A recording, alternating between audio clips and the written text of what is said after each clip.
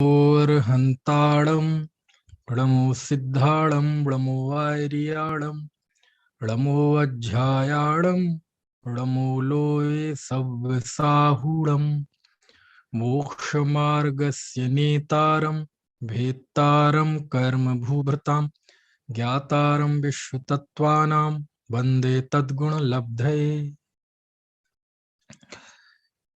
तत्वार्थ सूत्र छठवां अध्याय। इसके अंतर्गत नीच गोत्र कर्म का आश्रव कैसे होता है ये हम पढ़ रहे थे। 25वां सूत्र छठवें अध्याय का। परात्म निंदा प्रशंसे सद सद गुणोच्छादनोद्भावने च नीचैर गोत्रस्य। पर निंदा, आत्म प्रशंसा, पर के सदगुणों को भी ढकना और असत गुणों का उद्भावन करना, ये नीच गोत्र कर्म के आश्रव का कारण है। और इसी को हमने कल जानने की कोशिश की थी कि जो पर निंदा की प्रवृत्ति है वह जीव के लिए कितनी घातक है। क्योंकि जब किसी के नीच गोत्र कर्म का आश्रय होता है तो उसे ऐसा कुल मिलता है जहाँ कुसंस्कार होते हैं, व्यसन होते हैं, अपमान होता है, तिरस्कार होता है ना।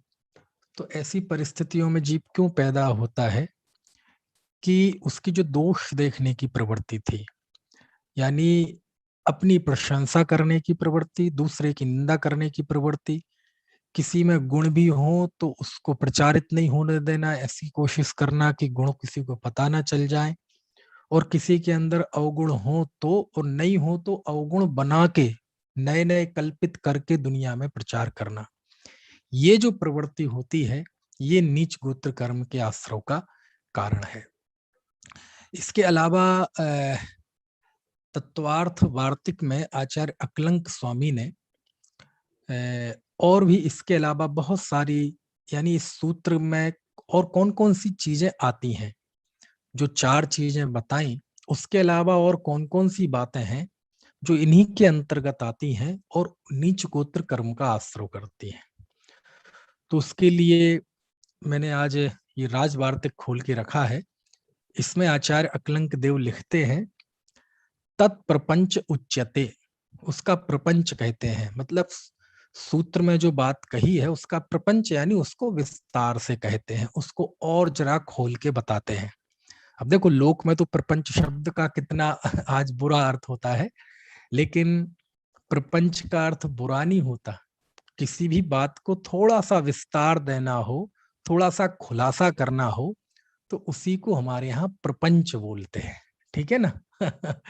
चल, तो यहाँ लिखा आचार्य ने, तत्प्रपंच उच्यते, जाति कुल बल रूप श्रुताज्ञैश्वर्य तपोमद पराव ज्ञानोत्प्रहसन पर परिवादशीलता धार्मिक जन निंदात्मकोत्सव अन्य शोभिलोपा कीर्तुत्पादन गुरु परिभव तदुद्धट्टन दोष ख्यापन बेहेडन स्थानावमान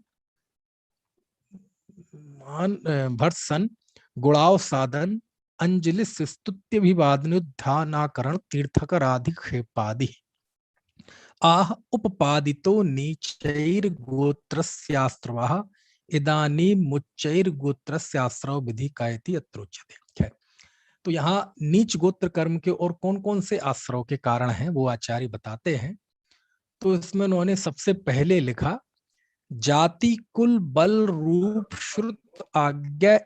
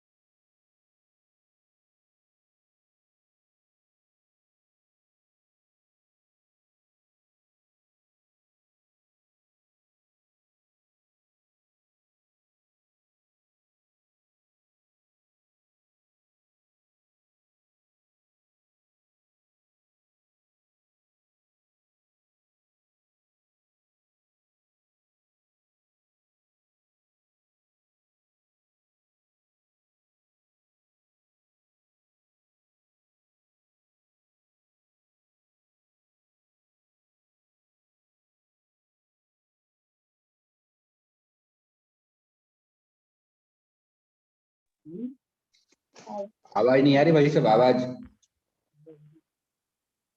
आवाज नहीं आ रही। नहीं लगी होगी, है ना? अब आ रही है, हाँ करेक्ट है। चलो, तो अपनी कीर्ति, दूसरों के यश का लोप करना, गुरुजनों का तिरस्कार करना, उनके दोषों का उद्भावन करना, उनकी आज्ञा का लोप करना, गुरुजनों की, है ना, विनय नहीं करना, उनकी स्तुति, अभिवादन, अभ्युत्थान नहीं करना, तीर्थंकरों पर दोषारोपण करना। यानी कुल मिला के बात ऐसी है कि जितनी जितनी भी दुष्प्रवृत्तियां हैं, जो अहंकार वश होती हैं, छल वश होती हैं, अपने क्योंकि जब व्यक्ति को स्वयं की ज्यादा प्रशंसा करने लगता है ना, तो फिर दूसरे के गुण उसे सुहाते नहीं है। वो किसी दूसरे की प्रशंसा नहीं सुन सकता। दूसरे की प्रशंसा सुनकर वो जलता है, भुनता है। दूसरे की प्रशंसा सुनकर उसका माथा ऐसा ठनकता है, उसे लगता है दुनिया में प्रशंसा हो तो केवल मेरी हो और किसी की प्रशंसा ना हो। और ये जो उसके अंदर दुष्प्रवृत्ति और एक मनोग्रंथि बैठी है, वो सारे उपक्रम कराती है। जब ये उसके अंदर होता है तो वह किसी की विनय नहीं कर पाता, दूसरों का मखौल उड़ाता है, अच्छे लोगों की मखौल उड़ाता है, ज्ञानी धर्मात्माओं का परिहास करता है। समझ में आए ना? तो ये सारी प्रवृत्ति आचार्य ने नीच गोत्र कर्म के आश्रव की कही है। ठीक है, अब आचार्य ने 26वां सूत्र लिखा तो कहा, तद विपर्यो नीचैर मृत्यु अनुत्सेकौ चोत्तरस्य। क्या मतलब हुआ कि तद विपरीत, यानी उनसे विपरीत, यानी ऊपर जो सूत्र है, उस सूत्र में जो कहा गया है उससे विपरीत वृत्ति, तद विपर्यो, सूत्र में लिखा ना। पहले अपन सूत्र पढ़ लेते हैं, सूत्र सबके सामने होगा, पहले सूत्र का एक बार अच्छे से वाचन कर ले। तद विपर्यो नीचैर मृत्युनुत्सेकौ चोत्तरस्य। एक बार बोलिए सब लोग, यद्यपि आवाज सुनाई नहीं देगी आपकी, लेकिन आपके पास होगा तो आप अकेले ही बोलिए। तद विपर्यो नीचैर मृत्युनिस्सेकौ चोत्तरस्य। क्या अर्थ हुआ? तद विपर्य, तद विपर्य यानी नीच गोत्र। पिछले सूत्र में नीच गोत्र कर्म के जो आश्रव के कारण बताए हैं, पर की निंदा, आत्म प्रशंसा, दूसरों के सद्गुणों को ढकना और दूसरों के अवगुणों को बताना, प्रचारित करना, है ना। तो इससे विपरीत क्या होगा? तो वहां था आत्म प्रशंसा, तो इससे विपरीत क्या होगा? आत्म निंदा। ठीक है, वहां था पर निंदा, ठीक है, तो पर निंदा की जगह क्या होगा? पर प्रशंसा। विपरीत है ना उससे। तो आत्म निंदा पर प्रशंसा, तो यहां क्या होगा? आत्म निंदा पर प्रशंसा। ठीक है, वहां था दूसरों के सद्गुणों को छुपाना और अवगुणों का प्रचार करना। यहां विपरीत है, तो विपरीत क्या होगा? दूसरों के गुणों का प्रचार करना और उसके अवगुणों को ढकना। ये किसका अर्थ है? ये इस शब्द का अर्थ है तद विपर्यो, उससे विपर्य, यानी उससे विपरीत, यानी नीच गोत्र कर्म के आश्रवों के जो कारण थे उससे विपरीत होना। ठीक है, तो आपको तद विपर्यो शब्द का अर्थ समझ में आ गया? थोड़ी इस पे बात करेंगे हम अभी, आप केवल अभी सूत्र का सरल अर्थ समझिए। ठीक है, तो ये हो गया किसका अर्थ? तद विपर्य का अर्थ। चलिए, फिर अगला शब्द है नीचैर वृत्ति। नीचैह वृत्ति, गजब बात है। उच्च गोत्र कर्म के आश्रव में एक कारण लिखा नीच वृत्ति। गजब बात है, नीच वृत्ति। अभी देखो, नीच गोत्र कर्म के आश्रव के कारण की बात चल रही थी, तो वहां तो नीच गोत्र कर्म के आश्रव में बहुत बुरी बुरी चीजें थी, और यहाँ उच्च गोत्र कर्म के आश्रव के कारण में नीच वृत्ति।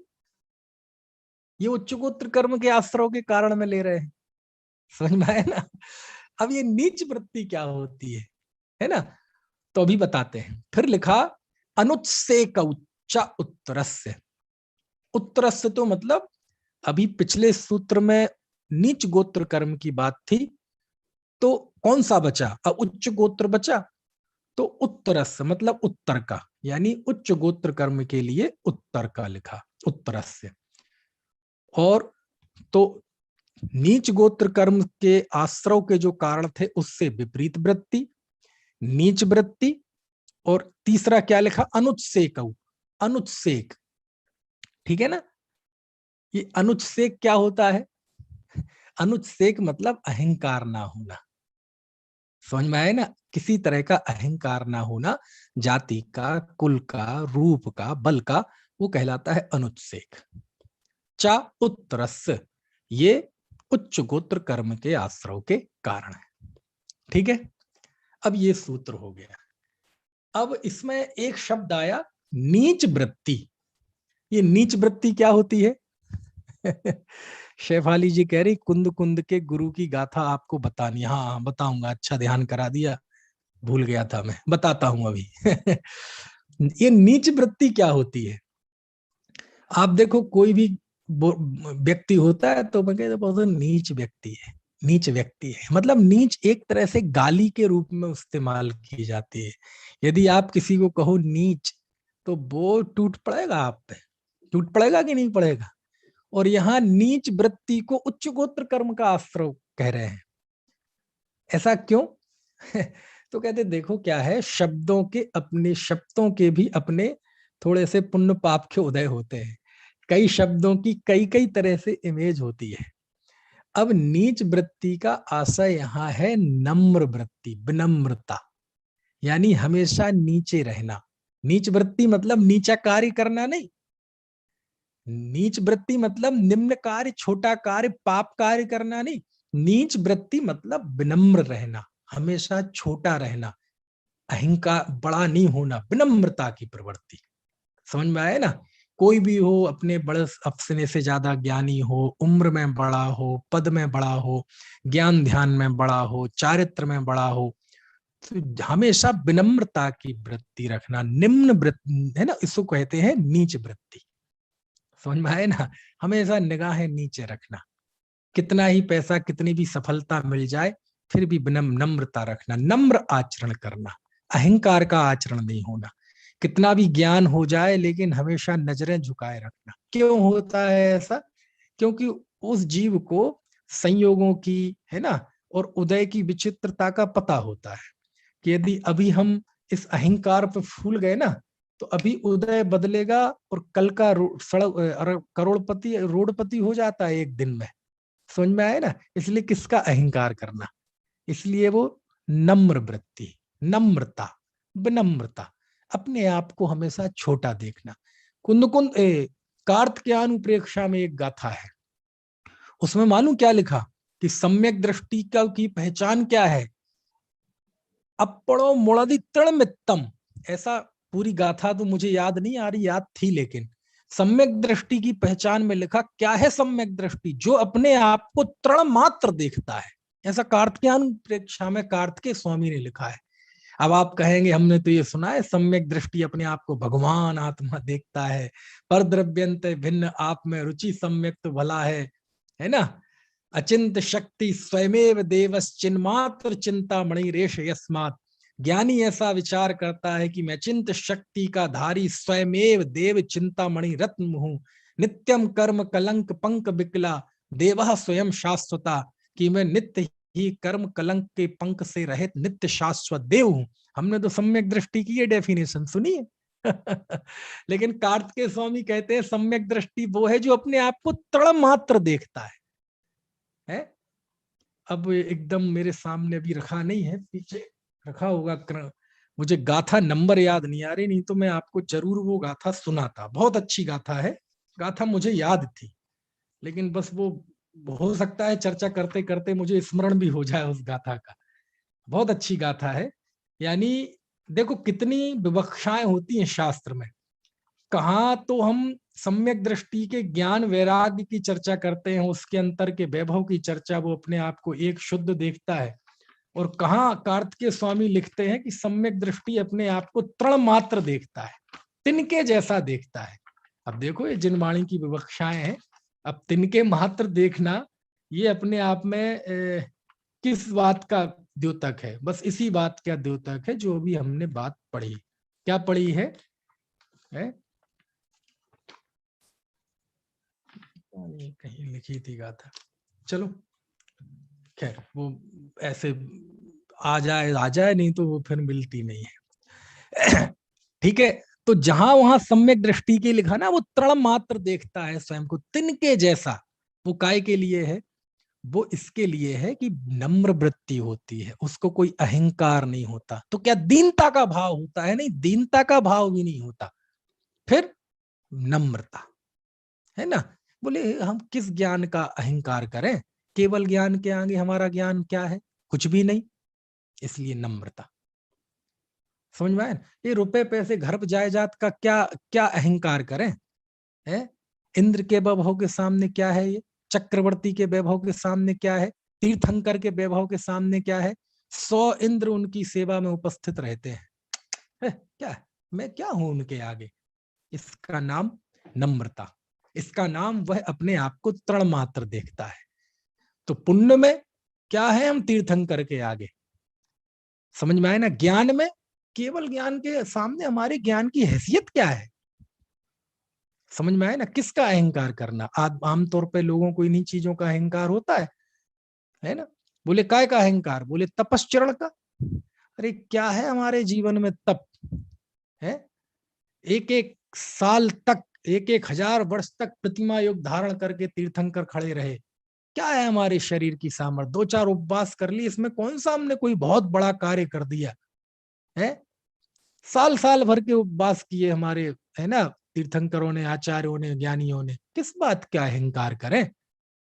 इसका नाम है अपने आप को तृण मात्र देखता है। क्या देखता है? छोटा देखता है, अहंकार नहीं करता। तो वहां कार्तिकेय स्वामी सम्यक दृष्टि के लिए जो प्रयोग करते हैं, अपाणम मुणदितृणमित्तम, बहुत भाया था जब मैं पढ़ रहा था कार्तिकेयानुप्रेक्षा। और जब ये पद आया था सम्यक दृष्टि के लिए, तो बहुत घंटों, कई दिन तक सोचता रहा कि अभी हमने सम्यक दृष्टि का एक ही पहलू पढ़ा कि वो अपने आप को भगवान आत्मा देखता है। कार्तिकेय स्वामी कहते वो अपने आप को तिनका देखता है। क्या देखता है? तिनका मात्र देखता है। अब कोई कहे कि सम्यक दृष्टि भगवान देखता है कि स्वयं को तिनका देखता है? कहते आपको समझना पड़ेगा। समझ में आया ना? जब वह अपने आप को शुद्ध ने की आंख से देखता है तो अपने आप को प्रभु देखता है, अपने प्रभुत्व को, अपने विभित्व को, अपनी परिपूर्णता को, अपने वैभव को देखता है ना। और जब अपने आप को अशुद्ध नय से देखता है, व्यवहार में देखता है, संयोग से देखता है ना, तो अपने आप को तृण मात्र देखता है। बोले मेरे पास है क्या? केवल ज्ञान के आगे मेरा ज्ञान क्या है? वीतरागियों के अनंत चतुष्टय के सामने मेरी साधना क्या है? शरीर की सुंदरता। अरे बोले शांतिनाथ, कुंथनाथ, अरनाथ कामदेव थे, चक्रवर्ती थे, तीर्थंकर थे, उनके सामने हम है क्या? ये सड़ा हुआ, सड़ा गला शरीर, किसका अहंकार करें? तो नम्र वृत्ति, इसका नाम है वो अपने आप को तृण मात्र देखता है। कुछ बात समझ में आ रही कि नहीं? तो ऐसे यहां लिखा कि वो नीच वृत्ति वाला होता है। उच्च गोत्र बांधने वाला जी नीच वृत्ति। नीच वृत्ति मतलब नीचा कार्य करना नहीं, नीच वृत्ति मतलब हमेशा नम्र रहना, आंखें झुकी हुई रहना। समझ में आए ना? मैं चौड़ा और बाजार सकरा, ऐसा नहीं, निरभिमानिता की वृत्ति, है ना। ठीक है, तो नीच वृत्ति मतलब, नीच वृत्ति का अर्थ क्या समझे आप? नम्र वृत्ति, पोलाइट रहना।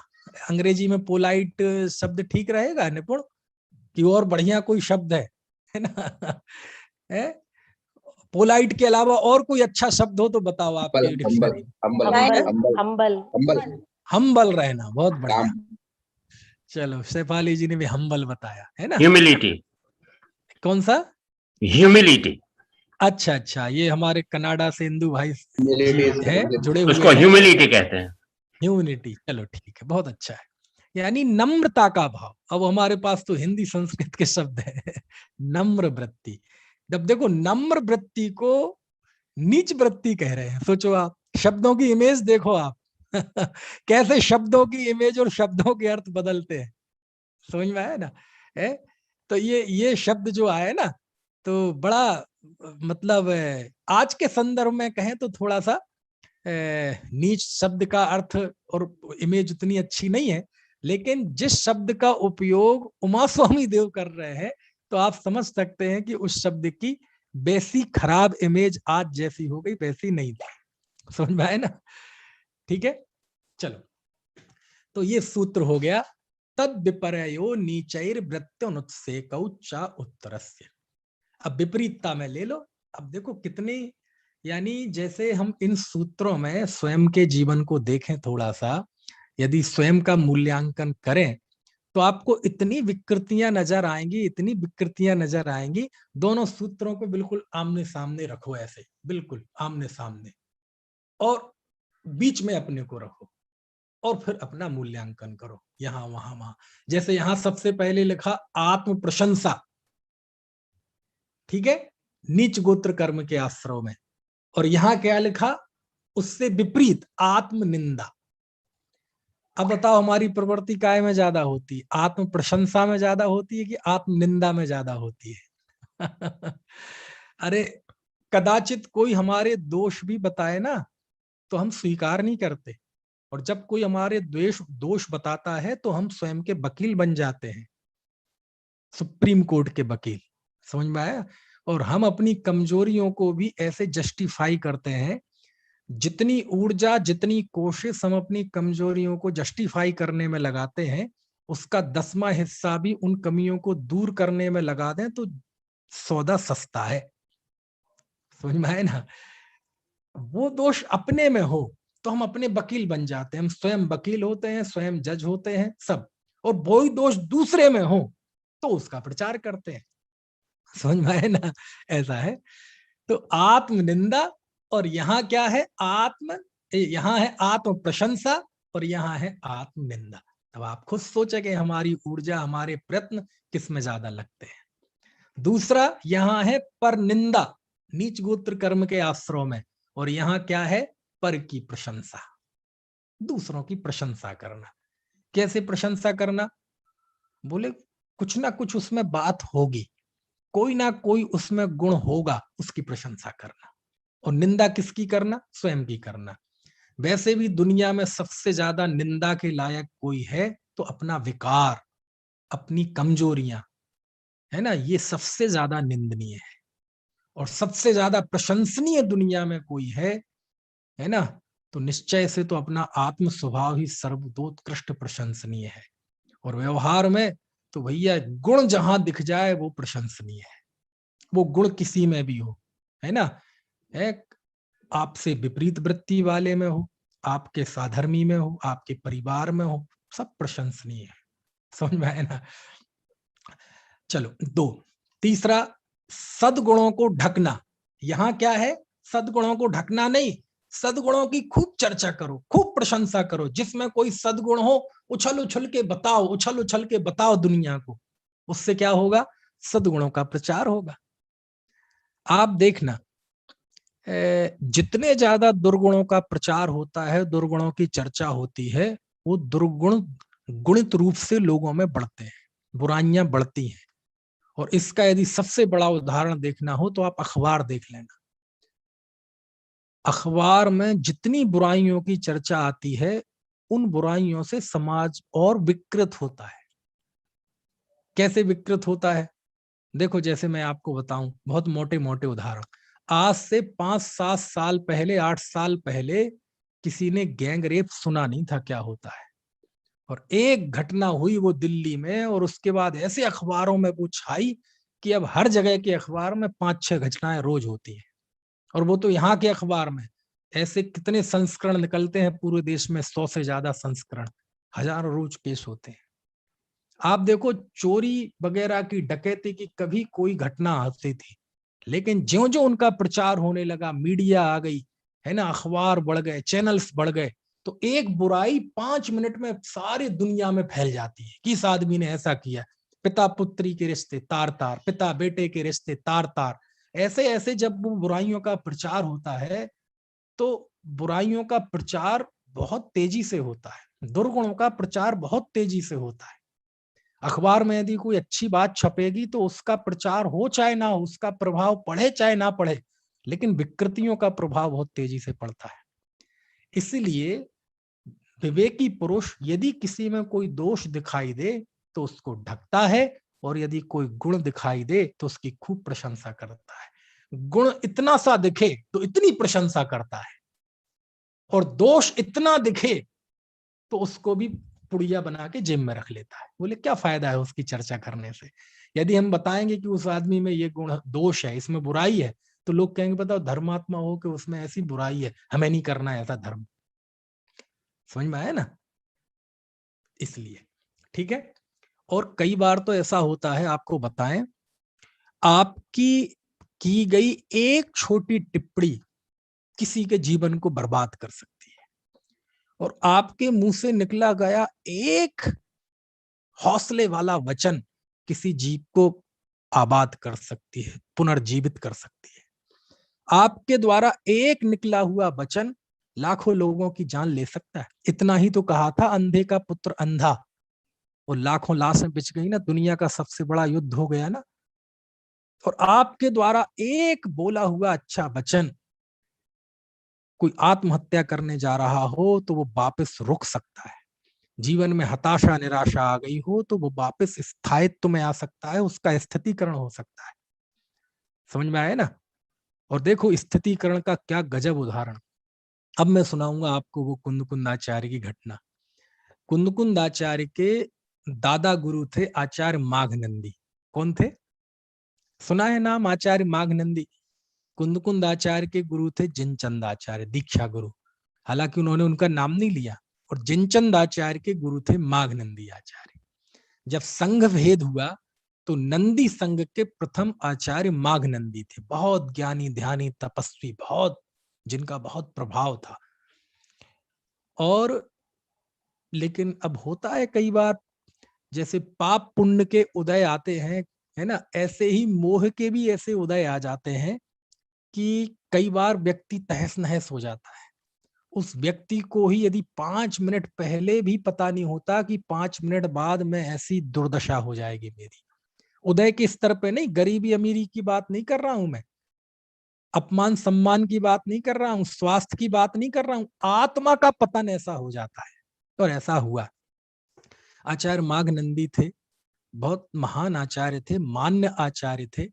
जब संघ भेद हुआ तो सबसे ज्यादा सम्मान नंदी संघ को मिला, और उसका नाम नंदी संघ इसलिए पड़ा क्योंकि माघनंदी आचार्य के संघ ने एक ऐसे वृक्ष के नीचे चातुर्मास किया था जिसमें पत्ते नहीं होते, और वो नंदी वृक्ष कहलाता है। उसके पत्ते नहीं होते, बस वो डालें डालें होती है। समझ में आए ना? थोड़ी तुलना हम यहाँ कर सकते हैं, जैसे यहाँ पॉपुलर के पेड़ होते हैं ना अशोक जी, आपके खेत में भी होंगे, इसी टाइप का होता होगा, उसमें पत्ते नहीं होते। तो ऐसे पेड़ के नीचे उनने चातुर्मास किया था, तो उनका संघ का नाम पड़ा नंदी संघ। तो माघनंदी आचार्य थे, बहुत तपस्वी ज्ञानी ध्यानी आचार्य थे, धर्मात्मा। तो वो आचार्य एक बार जंगल से निकल रहे थे, गांव के नजदीक से निकले, तो उन्होंने क्या देखा कि वहां एक कुम्हार कुमारिन रहते थे। तो कुम्हार कुमारिन दोनों दंपत्ति तो गए थे जंगल। वहां घर में एक लड़की थी उनकी, कुम्हार कुम्हारिन की। और आपको जानते होंगे, हम जो बर्तन वगैरह, मिट्टी के बर्तन और मटके वगैरह जो खरीदते हैं बाजार से, वो बहुत मेहनत से बनते हैं। कुंभकार जो है वो बहुत मेहनत से बनाता है। पहले तो कई दिनों तक मिट्टी के कच्चे बर्तन बनाता जाता है, इकट्ठे करते जाता है, और जब बहुत इकट्ठे हो जाते हैं फिर उन्हें वो पकाता है, और बहुत बड़े ऐसे ढेर लगाता है घास फूस का। बड़े वैज्ञानिक तरीके से उन्हें कंडे वगैरह लकड़ी वगैरह डालता है, उनके बीच में वो कच्चे मिट्टी के बर्तन रखता है, और फिर उसमें आग लगाता है। उसे बोलते आबा। क्या बोलते हैं उसे? आबा, है ना? आबा के उदाहरण दिए हैं शास्त्रों में, है ना? है। चलो नपुंसक की वासना के लिए शास्त्र में उसी आबा का उदाहरण आता है। खैर, तो ऐसा नहीं कि वो एक दिन में पक जाता है। जो आप बाजार से 50-100 रुपए में मटका खरीदते हैं, वो कितनी मेहनत से, कितने श्रम से, कितने दिन की प्रक्रिया के बाद बनता है, यदि वो आप एक बार देख लो तो आप मूल भाव करना, बार्गेनिंग करना बंद कर देंगे। समझ में आए ना? जो चीज श्रम से बनती है ना, कभी बार्गेनिंग नहीं करनी चाहिए उसमें। है कभी साल 2 साल में एक बार मौका आया, उसने कहा 120 रुपए, 80 ले लो, 90 ले लो, अरे दे दो ना उसे 120 रुपए। आपको पता नहीं है उसमें कितना श्रम लगा हुआ है। पहले वो बाजा खेत से मिट्टी लाता है, उसे सही करता है, कंकड़ पत्थर अलग करता है, फिर उसे, है ना, कितनी मेहनत से उसे उस योग्य बनाता है, फिर उसकी रक्षा, वो मटका बनाता है, फिर रखे रहता है, फिर आग लगाता है, कई दिन तक आग चलती है, तब जाके उसमें भी कई बीच में मिट जाते हैं, जरा सा ठोकर लगी टूट गए, ऐसे फिर कोई एक आध आ पाता है, और उसमें भी 10 कम ले लो, 20 कम ले लो, है ना? ये नहीं करना चाहिए। मेरी तो, अब खैर अपने मुंह से क्या कहूं, सबके लिए कह रहा हूं, जो भी जो बहुत श्रम वाले, रिक्शा वाला, ठेला वाला, अरे कभी मौका आता है एक बार थोड़े पैसे दे दो ना उसे, क्या जा रहा है पैसे? 5 रुपए बचा लोगे तो कोई आप लखपति बन जाओगे, अरबपति हो जाओगे, और उसे 5 रुपए ज्यादा मिल जाएंगे तो वो करोड़पति हो जाएगा। एक दिन किसी को अच्छा खाना मिल जाए तो वो मोटा हो जाएगा, और एक दिन ना मिले तो कोई दुबला हो जाएगा। समझ?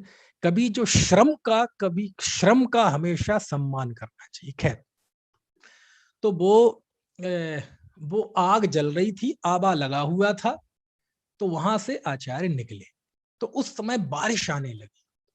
तो बारिश आने लगी तो वो लड़की रोने लगी।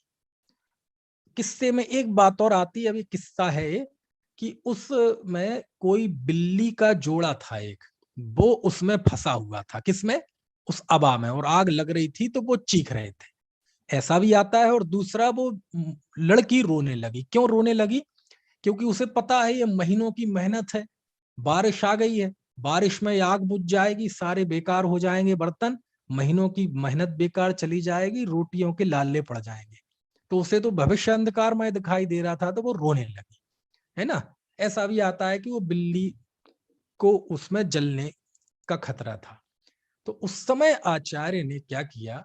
अब देखो, वैसे जिस भूमिका में आचार्य हैं, मुनि हैं, वो शांति से एरिया समिति पूर्वक निकल जाएं। उन्हें इन चीजों में कोई रुचि नहीं होती, कहाँ क्या चल रहा है, क्या चल रहा है, और रुचि होगी तो ऐसा होगा। तो उस समय उन्होंने क्या किया कि उन्होंने उस आबा के चक्कर लगाए। वो तंत्र मंत्र वाले थे और बहुत ज्ञानी तपस्वी थे, तो उनकी छोटी मोटी ये विद्याएं अध्याय तो ऐसे ही, तो वो ऐसे चक्कर लगा लिए उन्होंने। तो उस समय वहां बारिश का प्रभाव बंद हो, बारिश आना उस जगह पे बंद हो गई। किस जगह पे? जहां वो आवा लगा हुआ था। तो कुछ नहीं, अब वो वहां जो उनके माता पिता उस कुम्हार लड़की के जो जंगल गए थे, वो लौट के आ रहे थे दौड़ दौड़ के। क्यों? आप मंदिर में हो और आप छत पे बड़ी पापड़ सूखने डाल आए हो, और यहाँ आप मंदिर में आए और प्रवचन चल रहा हो, बाहर देखें कि बादल गरजने लगे, तो फिर आपको समय सार सुहाएगा? फिर आपको प्रवचन सुहाएगा? आप एकदम दौड़ के भागेंगे बिना जिनवाणी स्तुति के, कि बड़ी पापड़ सूख ना जाए। जबकि बहुत ज्यादा कुछ होने वाला नहीं है, लेकिन उन कुमार कुमारिन के लिए तो ये जीवन मरण का प्रश्न था। जब वो जंगल में थे और बादल गरजने लगे तो एकदम भागे वो घर की तरफ, और जब घर की तरफ भागे तो दौड़ दौड़ के आ रहे थे तेज तेज चल के, और दूर से वो क्या देखते हैं कि अरे, एक ये व्यक्ति है, ये चक्कर लगा रहे हैं। और उसी समय वो लड़की भी पीछे पीछे हो ली। किसके? वो आचार्य मांगनंदी के। तो वो आए, बोले महाराज आप तो मेरे दामाद हो गए। बोले क्यों? आपने मेरी बेटी के साथ अग्नि के चक्कर लगा लिए, फेरे लगा लिए। समझ में आया ना? और ऐसा कुछ हुआ कि मांगनंदी आचार्य ने आचार्य पद छोड़ दिया, मुनि पद छोड़ दिया, वस्त्र पहन लिए, और दामाद बन के, घर जमाई बन के उस कुम्हार के यहाँ रहने लगे, और चक्र चलाने लगे, मटके बनाने लगे। ये स्थिति हो गई। किसकी? किसकी निपुण जी? आचार्य मांगनंदी, कुंद कुंद देव के दादा गुरु। इसमें से बहुत सारी चीजें निकलेंगी। समझ में आया ना? कुंद कुंद की अभी मैं एक गाथा भी सुनाऊंगा आपको, दनसड़ पाहुड़ की, कि उस गाथा में हमें ये घटना दिखाई देती है। किसी को दिखाई ना दे, मुझे दिखाई देती है, लेकिन वो बाद में सुनाऊंगा गाथा। अब मैं सोचता हूं कि हालांकि इसके संवाद कहीं पढ़ने नहीं मिले, लेकिन एक बार मेरा मन हुआ था कि मैं इसके संवाद लिखूं कहानी के तौर पे, कि आखिर उसमें क्या बातचीत हुई होगी दोनों में, आचार्य देव में, उस लड़की में, और उस लड़की के माता पिता में। लड़कियां तो पहले क्या बात करती होंगी, शादी आदि की सारी बात तो माता पिता ने करते थे पहले, है ना। क्या बातचीत हुई होगी। अरे भैया मैं तो साधु हूँ, त्यागी हूँ, मैंने कोई ऐसे फेरे एरे नहीं लिए। नहीं जी, पहले सोचना था ये सब, अब तो आपके फेरे हो लिए। समझ में आया ना। अरे भैया मैं तो त्यागी बाबा आदमी हूँ, है, मैंने तो जिंदगी में ये गृहस्थ के काम किए नहीं, मेरी कोई आजीविका नहीं है, मैं कैसे शादी मान लूं मैं। जो भी हो साहब, अब आप कल्पना कर लो क्या क्या बातें हुई होंगी, क्योंकि लौकिक चीजों में तो हम बहुत निष्णात है ना हमसे ज्यादा आप सोच सकते हैं उनमें क्या क्या बात हो सकती है। बोले साहब मैं तो कुछ कमाता नहीं, कोई बात नहीं, आपको मैं काम सिखाऊंगा। समझ में आया ना। आप यहीं रहिए, यहीं में भोजन करिए, यहीं रहिए, मैं आपको काम सिखाऊंगा। कितनी, और देखो ऐसे उनके मोह का उदय आया कि वो पतित हो गए और उन्होंने मुनि पद त्याग दिया और कुम्हार के यहाँ घड़ा बनाने लगे, घर जमाई बन गए। और ये घटना कैसी फैली होगी आपको पता ही है। गुणों का प्रचार होने में तो सालों लग जाते हैं किसी के, लेकिन किसी में कोई कमी हो जाए तो उस वो आग की तरह फैलती है। और ये हुआ अंततः, लोगों ने कितनी निंदा की होगी सोचो आप। लेकिन एक बार उन्हीं के संघ में, जिस संघ के वो आचार्य थे माघनंदी, उस संघ में कोई ऐसा प्रश्न आया तत्व चर्चा के दौरान, तो किसी ने कहा भैया इसका जवाब तो आचार्य माघनंदी दे सकते हैं और कोई नहीं दे सकता। तो उस समय उस संघ से एक साधु माघनंदी आचार्य की खो गए, पता चल गया कि वो वहां है, और पहुंच गए, उस गांव में पहुंच गए। वो मुनि, उस संघ के एक साधु पहुंच गए उस गांव में। आप कल्पना करो जरा कि आप समझ लो उस साधु की जगह पे आप हैं, निपुण जी, आप हैं, और आप जाएंगे और उस गांव में जाएंगे और पूछेंगे कि क्यों भैया यहाँ कोई आचार्य माघनंदी रहते हैं जरा, जो पहले आचार्य थे फिर बाद में उन्होंने छोड़ दिया, कहाँ है वो। मैं पूछता हूं अशोक जी, आपको ये व्यक्ति मिलते तो आप क्या कहते उनसे, आप क्या कहते, अच्छे क्या हो गया जी आपको, कौन से आचार्य, कहाँ के आचार्य, भैया इस आदमी ने तो लजा दिया, जिन धर्म को बदनाम कर दिया, है ना, हम पे तो देखा नहीं जा रहा, नाम लेते हुए हमें लज्जा आती है, आप किनके चक्कर में पड़े हो, क्या बात है। बोले नहीं नहीं बात कुछ नहीं है, आप हमें बता दीजिए वो कहाँ है, गांव में कहाँ रहते हैं, हम चले जाएंगे, आप रहने दीजिए। नहीं तो गांव के लोग तो इतने सरल होते हैं कि कोई बाहर का व्यक्ति आए तो सामान लेके खुद छोड़ने चल, कहाँ जाना है आपको बताओ, हम छोड़ के चलते, बिल्कुल घर में छोड़ के आते हैं, कोई जाने के लिए तैयार नहीं उनके साथ। सब इतने अंदर में गिल्टी थी कि इस व्यक्ति ने तो जिन धर्म को, साधुता को बदनाम कर दिया, लेकिन उन्हें कोई फर्क नहीं पड़ता, वो सुनते जाते हैं, सुनते जाते हैं। मैं पूछता हूं जितने लोगों से पूछा होगा उस गांव में, सब लोगों ने कितनी निंदा की होगी, किसकी, माघनंदी आचार्य की होगी कि नहीं। आप दृश्य की कल्पना करो, उन्होंने तो वो किया था। अरे लोक में तो किसी ने कोई बुराई गलत कार्य ना भी किया हो तो भी इतनी उसकी निंदा होती है, उन्होंने तो किया था, और मुनि थे, आचार्य थे, और ऐसे आचार्य नहीं कि कोई जानता ना हो, बहुत लोकप्रिय आचार्य थे। समझ में आया, नंदी संघ के प्रथम आचार्य थे। तो क्या दशा हुई होगी आप सोचो। लेकिन वो सुनते जाते हैं, उनके चित्त में कोई विक्षोभ नहीं।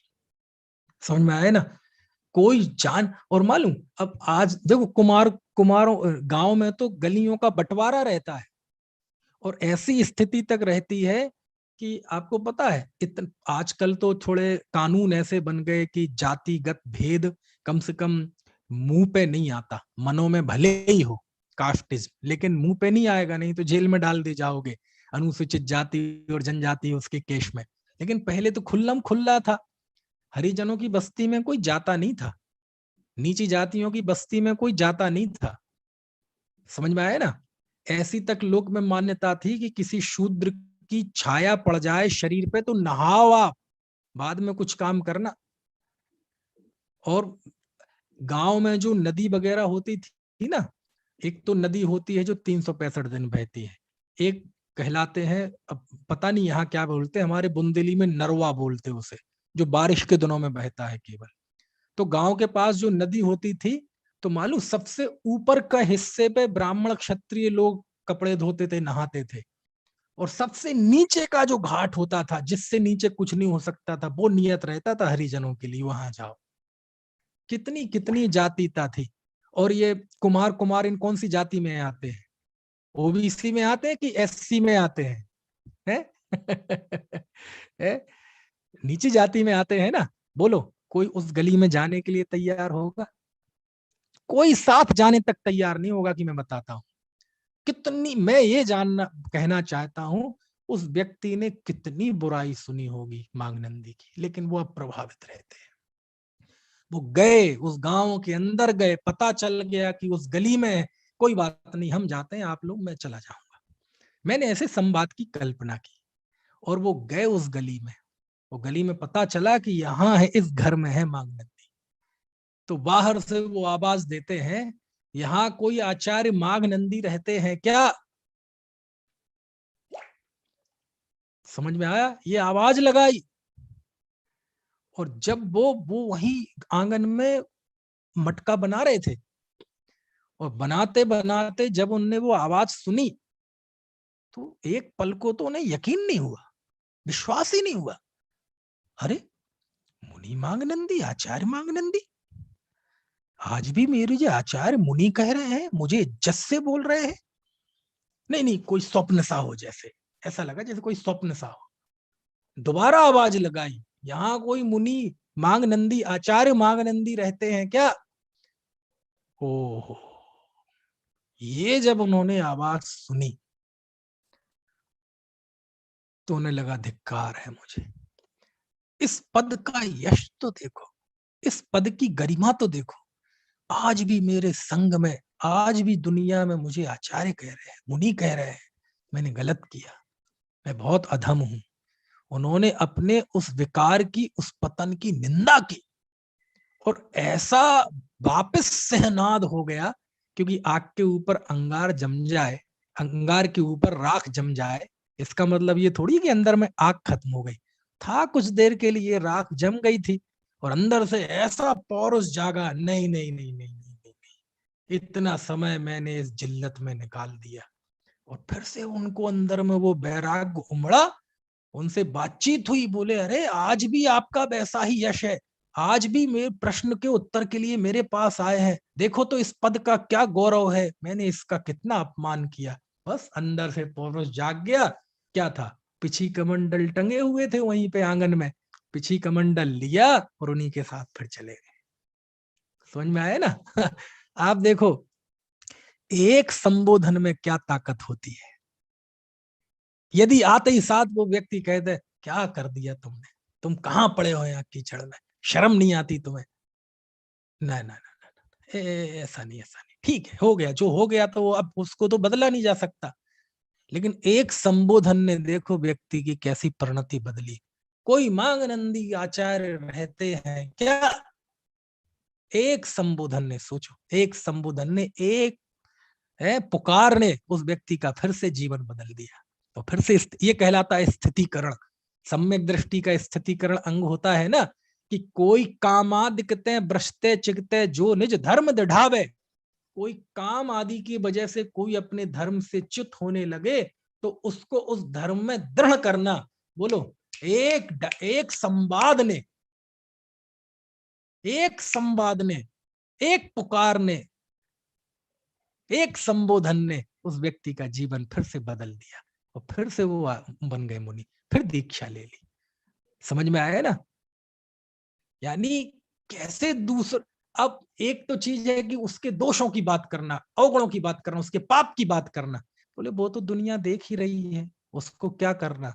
इस व्यक्ति के अंदर के पौरुष को जगाने के लिए इसके अंदर के इतिहास को जगाना पड़ेगा, इसकी चेतना को जागृत करना पड़ेगा। ये विवेकी पुरुष करते हैं। यही तो लिखा उच्च गोत्र कर्म के आश्रयों के कारण में। दूसरे की प्रशंसा, दूसरे में संभावनाएं देखना, दूसरे में संभावनाएं तलाशना, पतित से पतित जीव हो। हमारे प्रथमान युग में जाओ, पापी मांस भक्षी आ गया, बोले कोई बात, तुम कौवे का मांस छोड़ सकते हो ना, हाँ छोड़ दो, बस इतना छोड़ दो, तुम्हारा कल्याण होगा। उसमें भी संभावना। सोचो, आपको शिकारी आया, पहला जो तुम्हें शिकार मिले बस उसका शिकार मत करना, बस उसका त्याग कर दो। संभावनाएं देखो आचार्य की, कहां से कहां छोटे से छोटे जीव में संभावना देखते हैं। जैन धर्म में नकारात्मकता के लिए स्थान नहीं है, किसी का तिरस्कार, किसी की हकारत के लिए स्थान नहीं है, किसी को अंडर एस्टिमेट करने के लिए कोई स्थान नहीं है ना। संभावना है, संभावना है, समझ में है ना। यही कारण है। अब मैं वो गाथा सुनाऊंगा जो मैं कह रहा था, निपुण कहाँ है, निपुण कहाँ है। कुंद कुंद देव की दर्शन पावड़ की गाथा, दंसण पावड़, उसमें अच्छा लिखते हैं, दंसण भट्टा भट्टा, दंसण भट्टस्रथिबाणम, सिंझन्ति चरिय भट्टा, दंसण भट्टस्रथि सिंझन्ति। दंसण पावड़ की गाथा।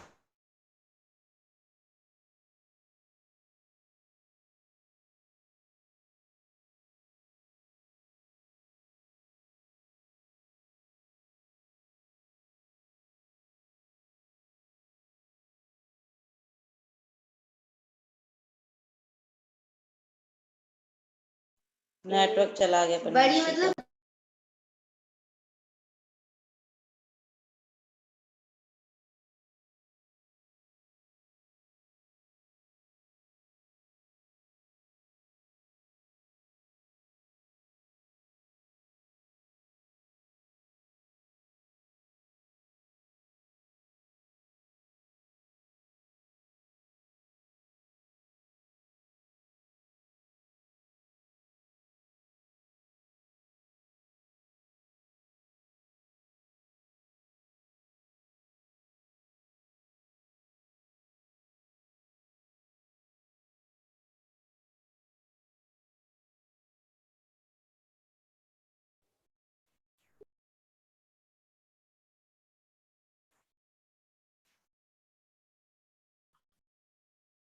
आवाज आई है? हाँ जी। अच्छा अच्छा, चलो, क्या आ बता रही रहा है। था? अच्छा, तो मैं ये बता रहा था, अब पता नहीं कहाँ से कनेक्ट हुआ था, मैं कहाँ तक बता पाया था। हाँ, वो गाथा बता रहा था, दंसण भट्टा भट्टा, दंसण भट्ट स्रथिबाणम, सिंझंती चरिय भट्टा, दंसण भट्ट स्रथि सिंझंती। क्या लिखते हैं कुंद कुंद देव दंसण पाहुड़ में, जो व्यक्ति चरित्र से भ्रष्ट है वो भ्रष्ट है, लेकिन जो भ्रष्ट है वो भ्रष्ट से भी भ्रष्ट है, महाभ्रष्ट है। क्यों? बोले चरित्र से जो भ्रष्ट है उसको निर्माण की प्राप्ति हो सकती है, हो सकती है मतलब चरित्र से भ्रष्ट है ना, कोई बहुत बड़ा काम नहीं है, फिर से दृढ़ हो जाएगा। लेकिन जो श्रद्धा से भ्रष्ट है उसे कभी निर्माण की प्राप्ति नहीं हो सकती, ऐसा कुंद कुंद देव लिखते हैं। और जब ये गाथा लिखते हैं तो मुझे इस गाथा में ऐसा लगता है कि ये गाथा लिखते समय कुंद कुंद देव के मन में, कल्पना में माघ नंदी आचार्य जरूर रहे होंगे, क्योंकि आचार्य कुंद कुंद के लिए घटना कोई प्राचीन नहीं थी, उनके लिए घटना कोई पुरानी नहीं थी, है लगभग उनके सामने ही की घटना थी। हो सकता है जब वो घटना घटी हो बहुत छोटे रहे हो, ना भी रहे हो, है ना, लेकिन वो लगभग उनके जमाने की घटना थी। इसलिए वो जब लिखते हैं कि सुनो, चरित्र से भ्रष्ट जीव संभल सकता है लेकिन श्रद्धा से भ्रष्ट हुआ जीव संभल नहीं सकता, है ना। तो ऐसा लगता है कि इन गाथाओं को लिखते हुए, दर्शन पाहुड़ की इन गाथाओं को लिखते हुए कुंद कुंद देव के मन में जरूर वो उनका स्मरण रहा होगा, ऐसा मेरा अपना सोच है। बाकी तो जो भी था, है ना, ऐसा मेरा सोच है ना। तो मैंने ये सारी बातें क्यों बताई कि देखो एक संबोधन ने क्या कमाल कर दिया, यहाँ कोई माघ नंदी आचार्य रहते हैं क्या। और मालूम, मैं जिस एक फुटेरा गांव है मध्य प्रदेश में, सागर के पास दमोह है, तो दमोह में एक गांव है फुटेरा, और उस फुटेरा दमोह के पास लगभग 25-30 किलोमीटर, हमारे पिताजी वहीं रहते थे पहले। तो हमारे जयपुर के एक शास्त्री थे, अब नाम नहीं बता रहा मैं, अब तो वहां रहते भी नहीं फुटेरा में, कहाँ रहते हैं पता नहीं। तो वो शास्त्री करके आए जयपुर से, और जयपुर से शास्त्री करने के बाद वो मतलब समाज से उनका कोई लेना देना नहीं, प्रवचन भी ना करें, पढ़ाएं भी नहीं, मंदिर भी ऐसे समय पे जाएं, और कई बार तो मंदिर भी ना जाएं। तो अब गांव में चीजें छुपती नहीं है, तो लोगों को लगता था बताओ यार ये शास्त्री किए हुए हैं, जयपुर से आए हैं और इतने भ्रष्ट हैं और मंदिर तक नहीं जाते और ये और वो, बहुत सारी बात है। तो वो, लेकिन एक चीज मैंने देखी वहां के लोगों में, कहाँ की बता रहा हूं मैं, फुटेरा। तो हम उनके साथ घूमने जा रहे थे, तो जो हमारे साथ थे वो उनकी दुकान दुकान चला रहे थे, वो तो दुकान के सामने से निकले तो कहे शास्त्री जी जय जिनेन्द्र, नाम लेकर जी लगाकर कहें जय जिनेन्द्र। नाम इसलिए नहीं ले रहा हूं क्यों नाम ले खामा का, जय जिनेन्द्र। जो भी निकले उन्हें जय जिनेन्द्र करें, जी लगाकर सम्मान से बोले। तो मुझे बड़ा अच्छा लगा, तो मैंने पूछा अच्छा ऐसा क्यों? बोले पंडित जी हम लोग चाहते यदि हम इन पे बुरा भला कहेंगे तो क्या होगा, हम निकलते पढ़ते इन्हें जय जिनेन्द्र करते हैं, शास्त्री जी बोलते हैं, इनका नाम लेके जी लगा कर बोलते हैं। क्यों? कभी इनके मन में ये विचार आ जाए कि देखो दुनिया मुझे कितना सम्मान देती है और मैं कितना पतित हो चुका हूं। समझ में आए ना, ऐसी स्थिति है।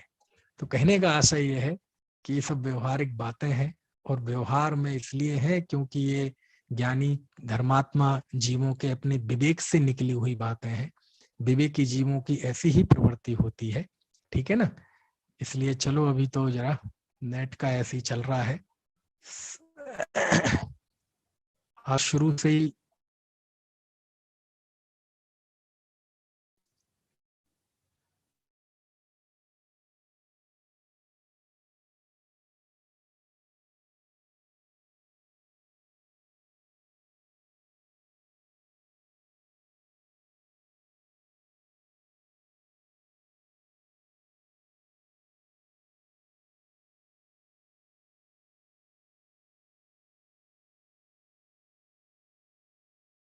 आवाज नहीं आ रही है।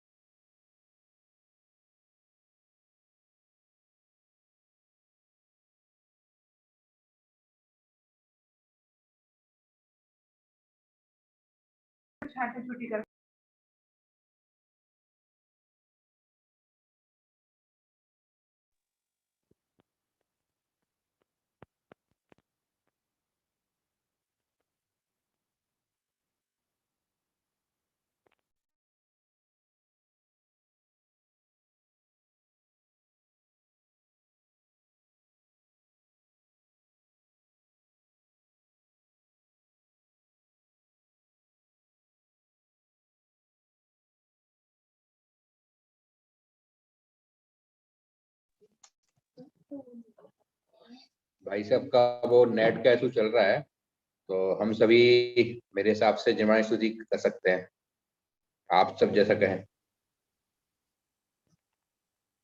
क्या वाणी के ज्ञान से सूझे लोकालो, सो वाणी मस्तक नमो सदा देखो।